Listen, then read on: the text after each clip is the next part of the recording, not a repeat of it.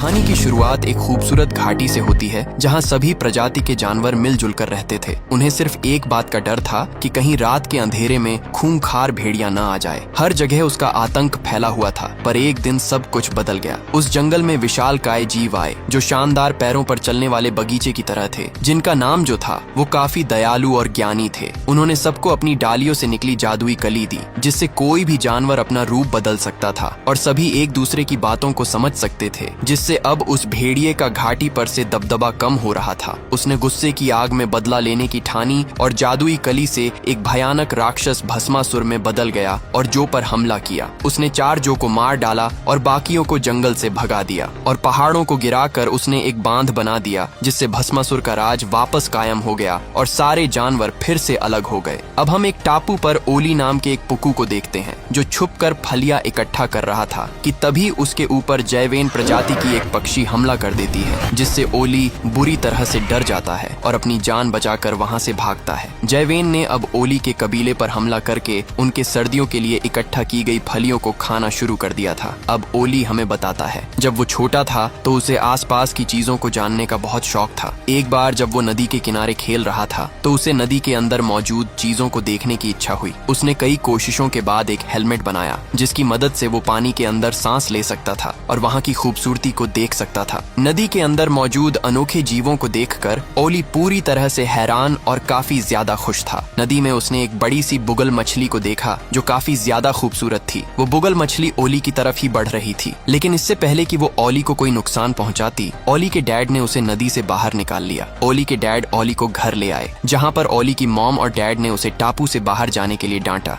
क्योंकि टापू से बाहर जाना ओली के लिए खतरनाक साबित हो सकता था। कुछ दिनों बाद पुक्कू टापू पर एक फेस्टिवल का आयोजन किया जाता है, जिसमें उन्होंने सर्दियों के लिए ढेर सारी फलियां इकट्ठा की थीं। ओली को वहां झाड़ियों में एक छोटी जैवेन दिखाई देती है। शुरुआत में तो दोनों एक दूसरे को देखकर डर जाते हैं, पर हिम्मत करके ओली उसके पास जाता है और उसे फलियों को तोड़ना सिखाता है, क्योंकि छोटी जैवेन को फलियां तोड़ना नहीं आता था। लेकिन जल्द ही वो ओली की तरह फलियां तोड़ना सीख जाती है और फलियां खाकर बहुत खुश होती है। ओली भी ये देखकर काफी खुश था, लेकिन अगले ही पल जैवेन अपने पेरेंट्स को भी वहां बुला लेती है और उन्हें फलियां तोड़ने का तरीका बताती है। अब देखते ही देखते वहां पर बहुत सारे जैवेन आ जाते हैं जो फलियां तोड़ना सीखकर उन्हें खाना शुरू कर देते हैं। ओली के डैड भी वहां आ गए थे जो ये सब देख रहे थे, और अब उन्हें एहसास होता है कि ओली ने अनजाने में कबीले को बहुत बड़ी मुसीबत में डाल दिया है। जैवेन अब कबीले की सर्दियों के लिए इकट्ठा की गई फलियों को खा रही थी, जिससे अब सारे पुक्कू सर्दियों में भूखे मरने वाले थे। यही वजह थी कि ओली छुपकर फलियां इकट्ठा करने की कोशिश कर रहा था। तभी उसके ऊपर एक जैवेन हमला कर देती है। ओली जब अपने घर वापस जाता है तो देखता है कि उसके पेरेंट्स और कबीले के सभी लोग फलियों का भंडार खत्म होने की वजह से काफी ज्यादा परेशान थे, क्योंकि जल्द ही अगर उन्हें नई फलियां नहीं मिली तो उन्हें सर्दियों में भूखे मरना होगा। ओली अपने डैड को लाई गई फलियों का बीज देने की कोशिश करता है, लेकिन ओली के डैड उससे इतना नाराज थे कि वो बिना कुछ बोले ही वहाँ से चले जाते हैं। ओली बहुत ज्यादा दुखी था कि तभी उसे याद आता है कि वो अपनी टोकरी में मौजूद कांच से जैवेन की आंखों पर रोशनी करके उन्हें डरा कर भगा सकता है। ओली इसके बाद टूटे हुए कांच लेकर एक छोटी पहाड़ी पर जाता है, जहाँ से वो कांच की मदद से जैवेन की आंखों पर रोशनी करके उन्हें डरा कर वहाँ से भगा देता है। अगले ही पल वही छोटी जैवेन ओली पर हमला कर देती है, जिसे ओली ने फलियां तोड़ना सिखाया था। ओली इस दौरान एक अंधेरी गुफा में गिर जाता है, जहाँ पर उसे एक जादुई कली दिखाई देती है। ओली इस समय डरा हुआ था और जैसे ही वो जादुई कली पर गिरने वाला था, जैवेन को इन सब के लिए कोसने लगता है। गुफा के बाहर से ओली के पेरेंट्स और कबीले के पुक्कू उससे बात करते हैं कि वो ठीक तो है, लेकिन जब किसी तरह वो गुफा से बाहर निकलता है तो अब वो एक जैवेन में बदल गया था। ओली को जैवेन समझकर उसके पेरेंट्स और कबीले के लोग डर कर वहाँ से भागने लगते हैं। ओली उन्हें समझाने की कोशिश करता है कि वो ओली है जो न जाने कैसे एक जैवेन की बॉडी में आ गया है, लेकिन उसके पेरेंट्स को लगता है कि जैवेन ने ओली को खा लिया है, इसलिए जैवेन के अंदर से ओली की आवाज आ रही है और वो उस पर हमला करने लगते हैं। ओली इस समय इतना डरा हुआ था कि वो चट्टान से नीचे गिर जाता है। ओली को जब होश आता है तो वो खुद को एक जैवेन की बॉडी में देखकर काफी ज्यादा परेशान था। उसके सामने एक आईवी नाम की एक जैवेन मौजूद थी। ये वही थी जिसे ओली ने बचपन में फलियां तोड़ना सिखाया था। आईवी अपनी 2 बहनों के साथ आई थी जो ओली को समझाने की कोशिश करती हैं कि उसे उनके साथ जैवेन शिला पर चलना चाहिए, क्योंकि वही उनका घर है और वहाँ पर ओली का इलाज भी कराया जा सकता है। ओली उनके साथ जाने के लिए बिल्कुल भी राजी नहीं था। ओली ये देखकर हैरान था कि अब वो आईवी और घाटी के छोटे जीवों की भाषा भी समझ सकता था। अगले ही पल वहाँ पर आईवी को भेड़ियों के आने का एहसास होता है, इसलिए वो ओली के ऊपर गोबर पोतकर वहाँ से चली जाती है, क्योंकि गोबर की बदबू से वो ओली की स्मेल को सूंघ नहीं पाते और ओली की जान बच जाती है। अब ओली जब नदी के किनारे अपने शरीर पर लगे गोबर को साफ कर रहा होता है तो वहाँ पर वही विशाल बुगल फिश आ जाती है जिसे ओली ने बचपन में नदी में देखा था। ओली अब बुगल की बात भी समझ सकता था, इसलिए बुगल से बात करके ओली उसे बताता है कि किस प्रकार वो एक अंधेरी गुफा में जादुई कली से टकराने की वजह से एक जैवेन में बदल गया। बूगो ओली से काफी फ्रेंडली बात करता है और उसे झाड़ियों के पीछे एक मरे हुए पेड़ के पास मौजूद जादुई कली के बारे में बताता है। ओली ये सुनकर बहुत खुश होता है और जादुई कली को ढूंढने के लिए निकल जाता है, क्योंकि जादुई कली की मदद से ही वो अपने असली रूप में वापस आ सकता था। रास्ते में ओली को आईवी मिलती है जो ओली से बात करना चाहती थी, लेकिन इस समय ओली किसी भी तरह जादुई कली को हासिल करके अपने असली रूप में आना चाहता था। जल्द ही वो दोनों जादुई कली के पास पहुंच जाते हैं। आईवी ओली की बातों को सीरियस नहीं ले रही थी, इसीलिए वो जादुई कली के पास जाकर उसे छू लेती है और मजाक में बोलती है कि इसे छूकर आप एक पुक्कू में बदल जाएंगे। लेकिन ऐसा कहते ही आईवी खुद एक पुक्कू में बदल जाती है। आईवी खुद को एक पुक्कू के रूप में देखकर पूरी तरह से हैरान होने के साथ साथ काफी डर भी जाती है। वहीं ओली आईवी से काफी ज्यादा गुस्सा था, क्योंकि आईवी ने उसके अपने असली रूप में वापस आने के सपने को तोड़ दिया था। अब ओली किसी भी तरह आईवी से पीछा छुड़ाना चाहता था, लेकिन आईवी ओली के पीछे आती है, क्योंकि अब वो खुद भी अपने असली रूप में आना चाहती थी। अब ओली वापस से बूगल के पास जाता है और उससे एक और जादुई कली के बारे में पूछता है। आईवी बूगो को बात करता देखकर हैरान हुई, क्योंकि अब वो भी घाटी के सभी जीवों की भाषा समझ सकती थी। बूगो ओली को बताता है कि दूसरी जादुई कली महान जो और महान झरने के पास है। जो और महान झरना दोनों ही काफी ऊंचाई पर और दूर मौजूद थे और वो उन्हें वहाँ मौजूद खतरे के बारे में भी बताने वाला था। पर इससे पहले ही आईवी और ओली जादुई कली की खोज में वहाँ से निकल जाते हैं। नई बॉडी और पंखों की वजह से ओली को चट्टानों पर चढ़ने में काफी ज्यादा प्रॉब्लम हो रही थी। आईवी उसे उड़ने की सलाह देती है, लेकिन वो आईवी की बातों पर ध्यान नहीं देता, क्योंकि उसे उड़ना नहीं आता। रास्ते में भेड़िए उनके ऊपर हमला कर देते हैं, जिनसे ओली और आईवी किसी तरह अपनी जान बचाकर वहाँ से भागते हैं। लेकिन इस दौरान वो एक गुफा के अंदर आ जाते हैं, जिसके अंदर भेड़िए नहीं आ रहे थे, क्योंकि उस गुफा के अंदर जहरीले रूट स्नेक रहा करते थे जो बिल्कुल रूट की तरह दिखते थे, इसीलिए उनके दोनों तरफ मौत थी। गुफा के अंदर सांप और बाहर भेड़िए खड़े थे, इसलिए ओली और आईवी सांपों से बचकर गुफा की दूसरी तरफ से निकलने का फैसला करते हैं। पुक्कू बनने के बाद आईवी के अंदर सूंघने की अद्भुत शक्ति आ गई थी, इसलिए वो सूंघ कर ओली को बताती है कि गुफा में कहाँ पर सांप हैं और कहाँ पर पेड़ों की जड़ें हैं। वो दोनों साथ में मिलकर गुफा की दूसरी तरफ निकलने में कामयाब हो जाते हैं, जिससे वो दोनों काफी खुश थे। लेकिन अगले ही पल गुफा की दूसरी तरफ से भेड़िए जोर से चिल्लाने लगते हैं, जिससे रूट स्नेक जाग जाते हैं और ओली आईवी पर हमला करने के लिए उनकी तरफ बढ़ना शुरू कर देते हैं। ओली और आईवी जहरीले सांपों से बचकर गुफा की दूसरी तरफ से बाहर निकल जाते हैं, लेकिन गुफा के नीचे गहरी खाई थी और इस समय वो दोनों एक सूखे पेड़ की टहनी पर थे। जहरीले सांप लगातार उनकी तरफ आगे बढ़ रहे थे और ओली को कुछ भी समझ नहीं आ रहा था कि वो क्या करे, कि तभी आईवी ओली को धक्का दे देती है और खुद भी नीचे कूद जाती है। अब वो दोनों तेजी से गहरी खाई में गिर रहे थे। ओली बुरी तरह से डरा हुआ था, लेकिन आईवी ओली को विश्वास दिलाती है कि वो उड़ सकता है। आईवी की मदद से ओली जल्द ही उड़ना सीख जाता है और वो आईवी को लेकर एक ऊंची चट्टान पर सुरक्षित पहुंच जाता है। ओली इस समय काफी खुश था,